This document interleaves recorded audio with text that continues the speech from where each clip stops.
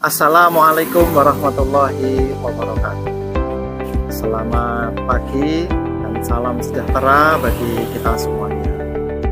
Bapak Ibu, dosen dan guru pamong yang saya hormati, alhamdulillah pada pagi hari ini kita dipertemukan meskipun dalam keadaan dalam jaringan, karena memang waktu ini, jarak ini jauh ya Bapak Ibu, dan terima kasih karena pagi hari ini kita bisa kembali bertemu. Maka izinkan saya pada hari ini tanggal 5 Oktober tahun 2022 akan melakukan video pembelajaran bersama dengan murid-murid saya. Sebelum itu, perkenalkan, nama saya adalah Halimur Rohim, biasa dipanggil Pak Rohim. Saya beralamat di Jalan Manggar, Sukorejo, Kota Blitar. Baik, singkat saja perkenalan dari saya. Selanjutnya yaitu mengenal tempat saya mengajar. Tempat saya mengajar yang digunakan untuk keperluan PPL dan UKIN, yang pada hari ini adalah dilaksanakan UKIN, uji kinerja mahasiswa, itu saya laksanakan bertempat di sekolah tempat saya mengajar, yaitu berada di kampus 1 SD Alam Al-Ghifari. SD Alam Al-Ghifari beralamat di Jalan Sumba, Sanan Wetan, Kota Blitar. Ini agak asing. Kenapa sekolah alam tempatnya di kota? Padahal idealnya sekolah alam itu bertempat di daerah pedesaan atau pinggiran, karena situasi yang seperti alam begitu. Baik, pengenalan singkat saja untuk sekolah alam yang tempat saya mengajar, yaitu kurikulum sekolah alam itu berbeda dengan kurikulum kedinasan. Karena di kurikulum sekolah alam itu ada 4 pilar. Ada 4 pilar yang harus dibangun oleh seluruh warga sekolah. 4 pilar itu apa saja? 4 pilar itu yang pertama adalah akhlak. Kita mengedepankan akhlak dulu kepada siswa. Baik siswa atau gurunya, kita nomor satukan akhlak. Karena dengan akhlak itu akan membentuk pribadi kita menjadi pribadi yang baik di masyarakat, di keluarga, dan di negara kita. Pilar yang nomor 2 yaitu adalah leadership, kepemimpinan. Bahwa sekarang ini Bapak Ibu guru seluruh Indonesia sedang menyiapkan anak didik kita untuk menjadi pemimpin di masa depan. Kalau bukan anak didik kita, siapa lagi yang akan memimpin bangsa ini? Makanya di sekolah alam itu ada pilar yang namanya leadership, yaitu menyiapkan peserta didik kita, anak-anak kita untuk menjadi pemimpin di masa depan. Ya, syukur-syukur kalau kita berharap semoga salah satu dari murid kita akan menjadi presiden. Tentu cukup satu saja presiden, kalau 2 lebah. Baik, yang ketiga, di sekolah kami juga mengedepankan kurikulum pilar yang ketiga adalah logika, di mana siswa diajar untuk berpikir kritis. Apa itu berpikir kritis? Berpikir kritis itu sesuatu yang harus kita didik untuk anak-anak kita, anak didik kita, supaya pola pikir mereka itu bisa berkembang dengan baik. Kemudian dilanjutkan dengan pilar yang keempat, yaitu entrepreneur. Di sekolah alam kenapa harus ada entrepreneur? Sebab tidak semua orang itu ingin menjadi pegawai, tidak semua orang ingin menjadi karyawan. Nah, makanya kita didik anak kita jika inginnya itu sebagai wirausaha, dia berkeinginan sebagai peternak, itu pilar yang kita bangun. Makanya di sekolah alam pembelajarannya kita juga berkunjung ke peternakan-peternakan, kita berkunjung ke forum pertanian, gunanya untuk mencari itu. Jadi tidak semua siswa kita itu menyiapkan dirinya sendiri bercita-cita untuk menjadi pegawai. Kita juga mewadahi seluruh siswa yang ingin menjadi pengusaha, entrepreneur tentunya. Nah, itu kita wadahi dalam sekolah alam. Baik itu tentang sekolah alam SD Al-Ghifari. Kesempatan hari ini saya akan mengajarkan di kelas yaitu tentang satuan berat. Nah, kalau kita berbicara tentang satuan berat, tentu Bapak Ibu semua pasti mengenal mulai dari yang paling berat kilogram, hektogram, dekagram, dan selanjutnya sampai ke miligram. Nah, tentu untuk kelas SD terutama itu pasti akan kesulitan dengan menghafalkan tangga satuan dari atas sampai ke bawah. Nah, pada hari ini saya akan mencoba bagaimana tangga satuan berat itu bisa mudah dipelajari siswa, bisa mudah dihafalkan oleh siswa tanpa harus berpikir secara jelimet istilahnya. Bagaimana caranya nanti akan saya ajarkan di dalam kelas. Terima kasih atas perhatiannya Bapak Ibu Guru Pamong dan dosen. Mungkin singkat perkenalan dari saya, nanti akan kita lanjutkan masuk ke kelas bagaimana pola pengajaran ini saya laksanakan. Saya nanti akan masuk di kelas 3 semester 1. Berhubung ini masih semester 1 dan mengajar saya juga kelas 3, yang saya gunakan adalah kelas saya sendiri. Oke, demikian perkenalan dari ini. Mari kita lanjutkan ke kelas. Terima kasih.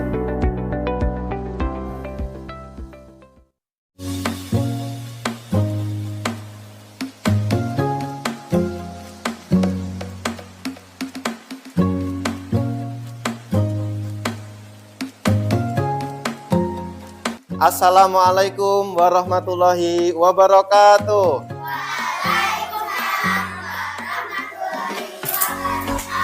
Bagaimana kabarnya hari ini teman-teman? Alhamdulillah, luar biasa, bersemangat. Allahu Akbar. Baik teman-teman, sebelum kita mulai belajar kita pada hari ini, mari kita berdoa bersama-sama. Semoga teman-teman hari ini yang masuk, yang mengikuti pelajaran diberikan kemudahan oleh Allah Subhanahu wa taala. Amin. Kita berdoa bersama ya. A'udzu billahi minasyaitonir rajim. Bismillahirrahmanirrahim. Baik, teman-teman, hari ini kita akan belajar lagi. Masih bersemangat? Masih. Oke, baik. Hari ini kita akan belajar tentang apa ya kira-kira. Sebelum masuk ke belajar kita hari ini, coba Pak Rohim bertanya dulu. Teman-teman pernah pergi ke pasar? Ada yang pernah, ada yang belum pernah. Pasar itu adalah tempat untuk berbelanja. Ada penjualnya, ada pembelinya. Oke, teman-teman kalau pernah pergi ke pasar, misalnya teman-teman membeli cabai itu ditimbang atau enggak cabainya? Ditimbang. Misalnya beli cabai itu cabainya berapa ons, terus ada berapa lagi, ada berapa kilogram dan lain-lain gitu ya. Beli beras juga harus ditimbang. Kemudian beli apa lagi? Beli buah juga harus ditimbang. Beli kue juga harus ditimbang. Timbangannya nanti ada yang berapa kilo belinya, berapa ons belinya, kan begitu. Nah, hari ini kita akan belajar itu semua. Bersama Pak Rohim pasti bisa. Oke? Ya. Ya, baik teman-teman, Pak Rohim bertanya dulu. Kalau teman-teman mengukur berat, ya, berat. Alat yang digunakan untuk mengukur berat itu apa saja? Coba. Siapa yang bisa? Aku. Mas Noval, coba alat untuk mengukur berat. Timbangan kue dan timbangan emas. Timbangan kue dan timbangan emas. Betul teman-teman? Oke. Setelah timbangan kue dan timbangan emas, kira-kira ada lagi apa enggak ya? Kakak. Ada? Coba Pak Rohim menunjuk Mbak Kakak. Selain timbangan emas dan timbangan kue, apalagi untuk mengukur berat itu? Timbangan bayi ada? Ada, bisa. Terus timbangan? Timbangan badan. Nah, begitu ya teman-teman. Hari ini kita akan belajar mengukur berat. Apa yang diukur bisa benda-benda di sekitar kita. Coba Pak Rohim sebutkan, Pak Rohim tunjuk, sebutkan benda di sekitar kelas kita. Cukup 3 saja. Coba siapa ya? Mas Azam. Mas Azam, sebutkan benda-benda di sekitar kita. Coba 3 saja Mas Azam. Papan tulis. Papan tulis, terus? Komputer. Komputer, terus? Meja. Meja, ya. Jadi benda-benda di sekitar kita itu ada banyak. Itu nanti kita akan gunakan untuk proses pengukuran berat. Oke, baik. Kalau teman-teman sudah siap, berarti kita bentuk kelompoknya biar mempermudah belajar kita. Pak Rohim bentuk kelompok ya. Ya, silahkan. Yang kedua ini bangkunya dijadikan 1. Nanti untuk belajar kelompok. Terus yang ini jadi 1 bangkunya. Mbak Hanina gabung jadi 1 di sini. Bangkunya dijadikan 1. Yang laki-laki juga. Ini dijadikan 1 bangkunya. Baik. Teman-teman, kita coba silahkan disimak di penjelasannya Pak Rohim ini. Kita hari ini akan belajar tentang satuan berat. Apa saja ya satuan berat itu apa saja ya? Oke, kita simak di sini. Ya. Mulai dari yang awal, coba tirukan Pak Rohim. Kg kilogram. KG kilogram. Hg hektogram. HG hektogram. DAG dekagram. DAG dekagram.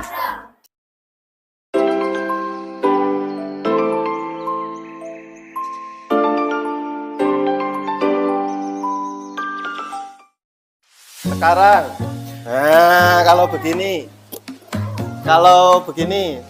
gimana? Coba yang paling atas sendiri, apa itu satuannya?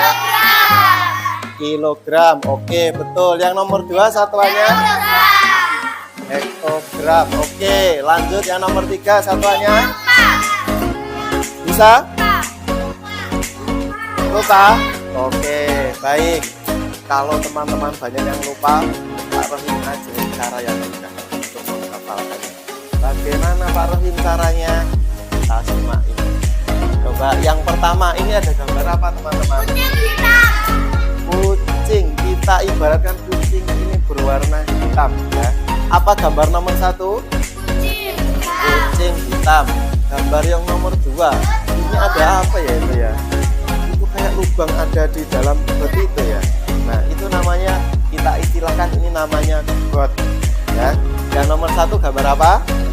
Kucing hitam. Yang nomor 2 gambar got. Oke, selanjutnya gambar nomor 3. Waduh, ada siapa ini ya? Ini namanya Mbak Desi. Siapa namanya? Desi. Desi ini anaknya centil banget. Sukanya Desi itu mondar mandir. Makanya disebut Desi centil mondar mandir. Siapa ini? Oke, yang pertama gambar kucing, yang kedua bot, yang ketiga apa? Gambar 1 sampai gambar 3. Oke, kita ini ada tulisannya kucing hitam dalam bot, Desi centil mondar mandir. Ini ada nyanyiannya teman-teman, biar teman-teman mudah menghafalkannya. Ada nyanyiannya. Pak Rohim tunjukkan ya. Coba disimak dulu.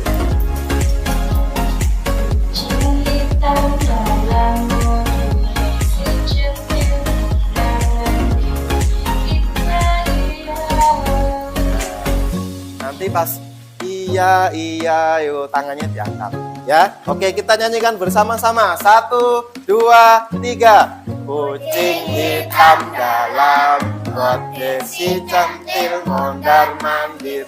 Iya yuk. Oke, gimana? Sudah bisa kucing hitam dalam got? Oke, kalau sudah hafal nyanyiannya, kita lanjutkan di bawahnya. Sampai di sini teman-teman masih ada yang bingung? Sudah paham? Oke. Ya teman-teman, hari ini Pak Rohim membagikan LKS untuk teman-teman kerjakan. Nanti teman-teman mengerjakannya berdiskusi dengan kelompoknya ya. Teman-teman mulai dari atas nanti teman-teman diminta untuk menentukan alat ukur apa yang digunakan kalau untuk mengukur ini, itu dan lain-lain. Kemudian teman-teman nanti juga diminta untuk mengukur berat badan. Berat badannya, contoh berat badannya Mas Aal. Nanti diukur beratnya berapa kilo, setelah berapa kilo dijadikan ons. Berapa kilo, misalnya beratnya Mas Aal 40 kilo, dijadikan ons, berapa ya? Kemudian di sini ada lagi soal-soal untuk dikerjakan teman-teman, berdiskusi dengan kelompoknya. Siap teman-teman? Pak Rohim bagi ya LKS-nya. Ini untuk kelompok 1. Silahkan ditulis namanya, nama kelompoknya masing-masing. Setelah itu teman-teman berdiskusi.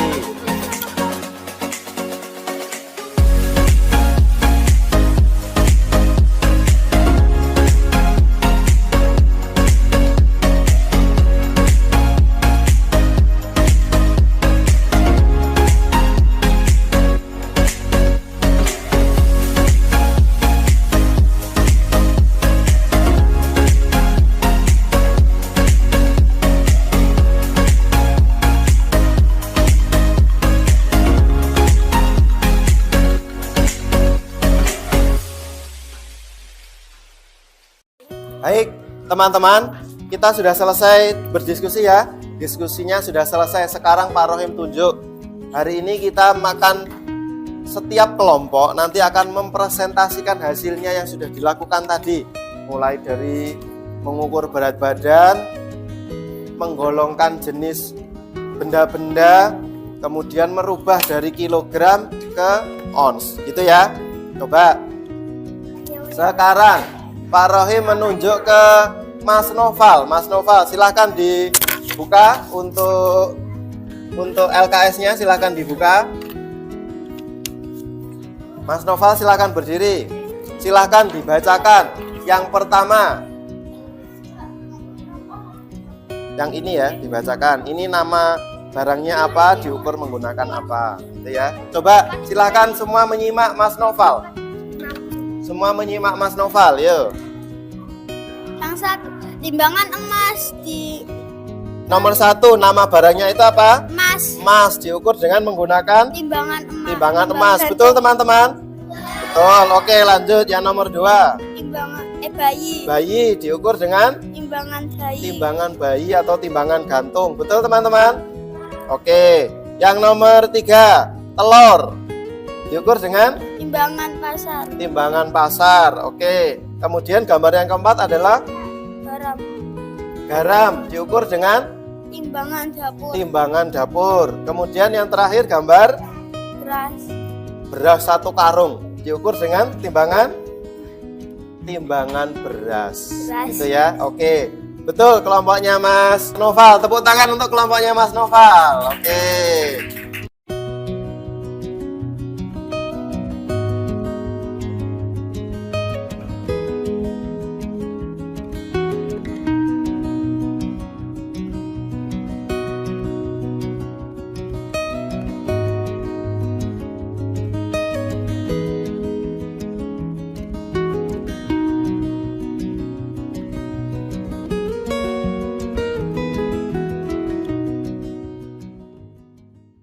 Teman-teman, kita sudah ada di akhir. Sekarang coba kita bersama-sama menyimpulkan ya, mulai dari awal sampai akhir. Coba sekarang Pak Rohim menunjuk Mas, siapa ini?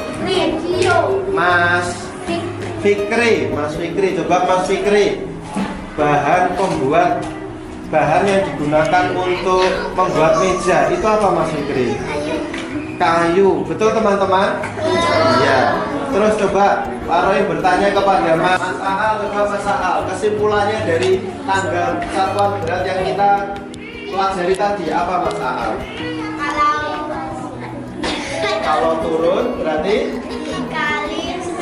dikalikan dengan 10. Kalau turun 1 tangga dikalikan dengan 10. Kalau turun 2 tangga dikalikan dengan 100. Begitu ya teman-teman. Oke. Itu kalau tangganya turun. Kalau tangganya naik berarti dibagi dengan dibagi dengan 10. Kalau naik 1 tangga berarti dibagi dengan 10. Kalau naik 2 tangga dibagi dengan 100 dan seterusnya. Kita ulangi dari yang awal tadi. Lagunya yang kucing hitam biar teman-teman mudah untuk menghafalkan satuan panjang. Kita nyanyikan bersama-sama. Siap? Oke, kita hitung. 1, 2, 3. Kucing hitam dalam kotak si centil mondar-mandir. Iya iya loh. Jadi terima kasih teman-teman.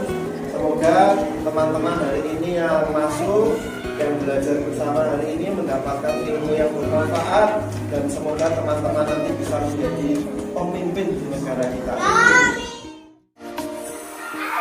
Baik, demikian Bapak Ibu dosen dan guru pamong yang saya hormati atas video yang sudah saya buat pada hari ini.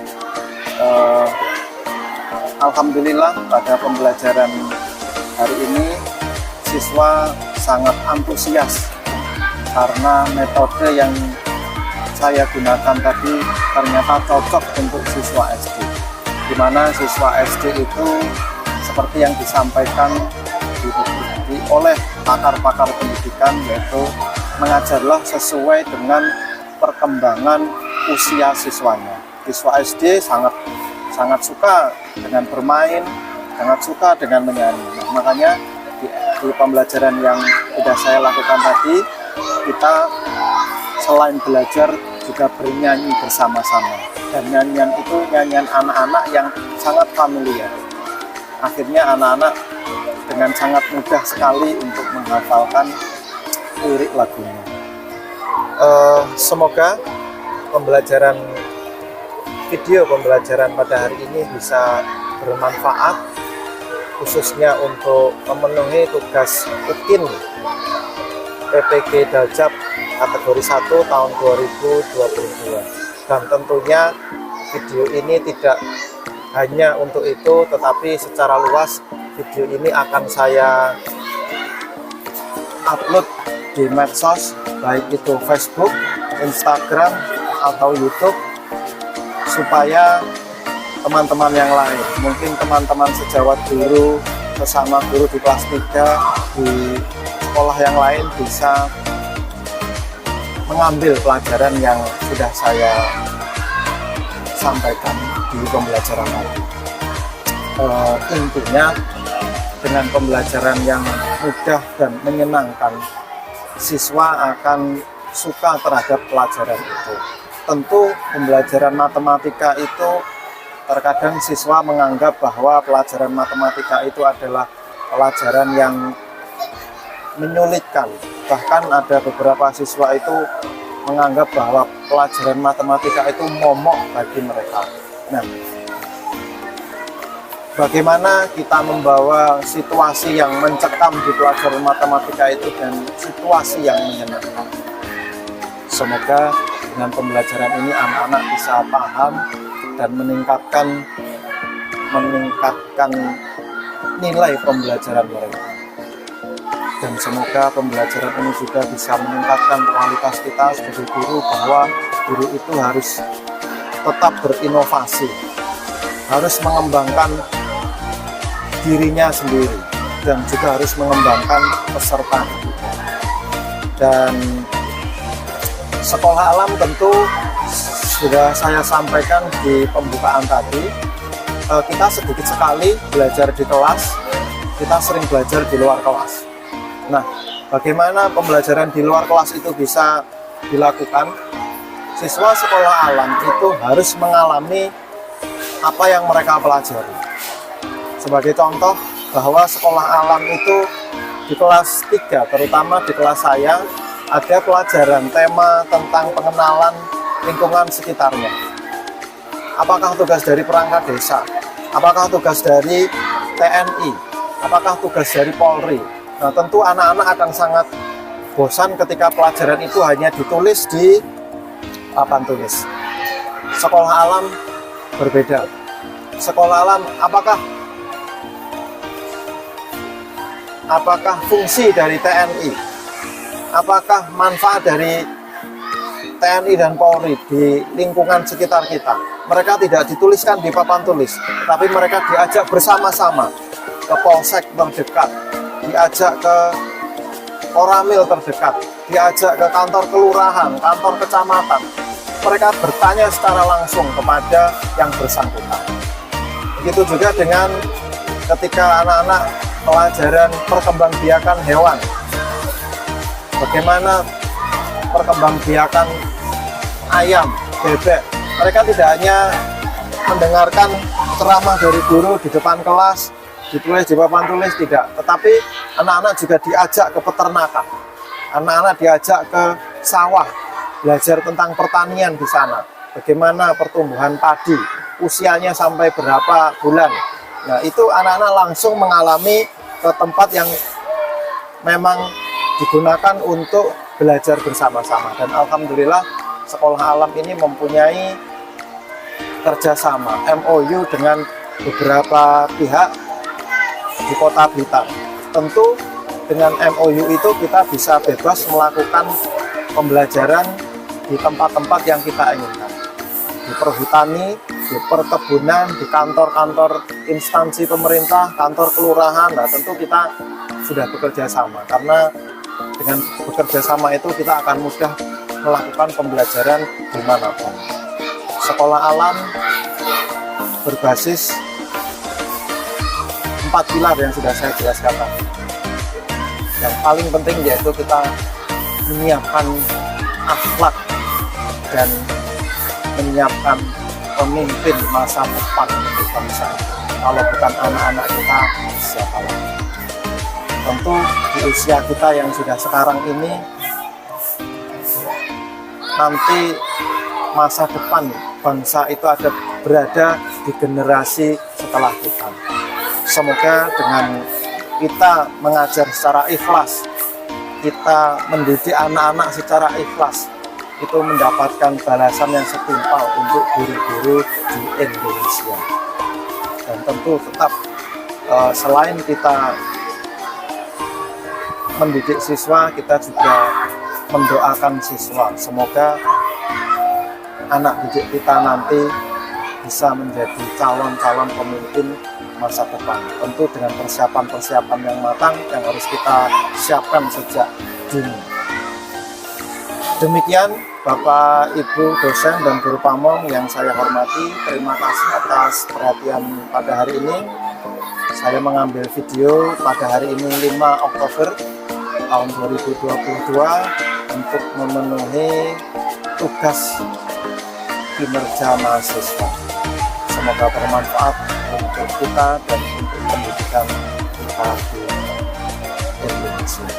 Terima kasih, saya akhiri. Assalamualaikum warahmatullahi wabarakatuh.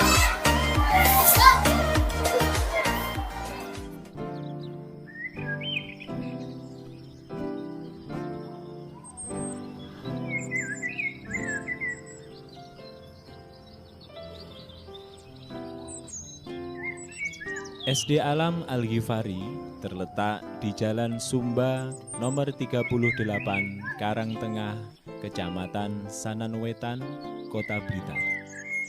SD Alam Al-Ghifari adalah satu-satunya sekolah alam yang berada di Kota Blitar. Visi sekolah SD Alam Al-Ghifari adalah terbentuknya generasi berakhlak mulia, mandiri, berprestasi, dan berbudaya lingkungan. Sedangkan misi sekolah SD Alam Al-Ghifari adalah menjadikan Islam sebagai rujukan kegiatan pendidikan, membangun peserta didik yang beriman, bertakwa, cerdas, dan berwawasan lingkungan, menjalankan manajemen sekolah yang profesional, menjadikan alam sebagai sumber pembelajaran, menerapkan perilaku 3M, mencegah terjadinya pencemaran, melestarikan fungsi lingkungan, dan mencegah kerusakan lingkungan hidup.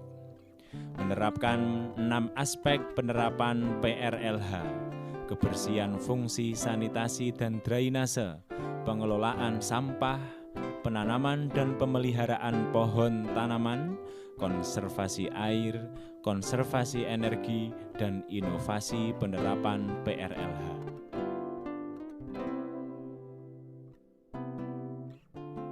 Tujuan pendidikan di SD Alam Al-Ghifari adalah mencetak Khalifatullah fil Ard, sehingga kurikulum di SD Alam Al-Ghifari bertujuan untuk mencetak pribadi yang siap mengemban amanah Allah dalam mengelola bumi ini. Sebagai Khalifatullah fil Ard atau delegasi Allah, manusia harus 1. Mengetahui cara diri menyembah Allah, 2. Mengetahui cara makhluk dan semesta alam menyembah Allah, 3. Mengetahui cara menjadi pemimpin. Ruang kelas di SD Alam Al-Ghifari. Kebanyakan sekolah alam menggunakan kelas terbuka, tanpa dinding dan jendela. Awalnya ini dilakukan untuk mengurangi biaya pembangunan infrastruktur sehingga biaya pendidikan lebih terjangkau. Namun kemudian pembangunan kelas terbuka ini ditunjukkan agar anak lebih banyak mendapatkan asupan udara segar. Kurikulum di SD Alam Al-Ghifari berlandaskan 4 pilar. Yang pertama adalah pengembangan akhlak dengan metode teladan.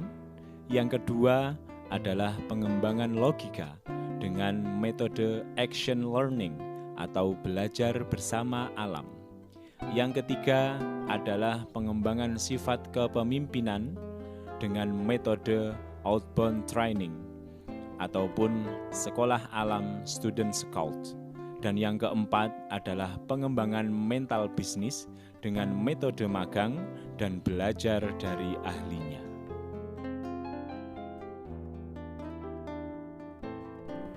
Pancaran sinar matahari yang menyinari, yang menghiasi sekolahku di pagi hari. Sekolahku sejuk. Salah satu program unggulan di SD Alam Al-Ghifari adalah tahfidzul Quran atau menghafalkan Al-Quran sejak usia dini, di mana para siswa dan anak-anak semuanya semangat dalam menjaga Al-Quran dengan cara menghafalkannya.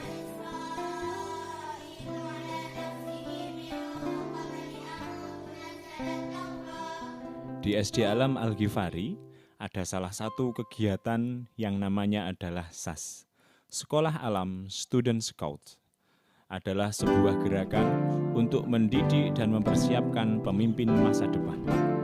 Adapun visi SAS adalah terlahirnya siswa yang bertakwa, cakap memimpin, serta memiliki fisik yang sehat dan kuat. Dan misinya adalah membina siswa agar bermanfaat dan berkontribusi bagi kehidupan manusia dan alam sekitar. SD Alam Al-Ghifari adalah sekolah yang sangat memperhatikan lingkungan. Sehingga salah satu kegiatan siswa-siswi di SD Alam Al-Ghifari adalah daur ulang sampah dan dijadikan sebuah karya sebagai salah satu cara untuk belajar mengelola sampah dengan sebaik-baiknya. Sejak tahun 2016 lalu, seluruh siswa di sekolah ini wajib mengikuti pelajaran pengolahan dan pemanfaatan sampah. Hal itu sengaja diterapkan oleh pihak sekolah untuk mengedukasi siswa tentang kepedulian lingkungan. Adapun program ekstrakurikuler di SD Alam Al-Ghifari adalah catur, karate, sepak bola, panahan,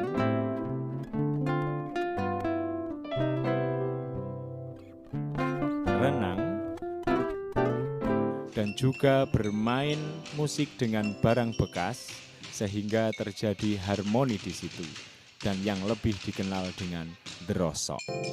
Saatnya kembali ke sekolah dengan hati senang dan gembira, belajar di alam terbuka, di sekolah alamku tercinta. Matahari pun bersinar terang seperti senyumku yang mereka. Masa depanku kembali terang saatnya kembali ke sekolah. Ya Allah, tambahkan aku ilmu, berkahilah pemahamanku. Aku berharap semakin mulia, menjadi manusia berguna.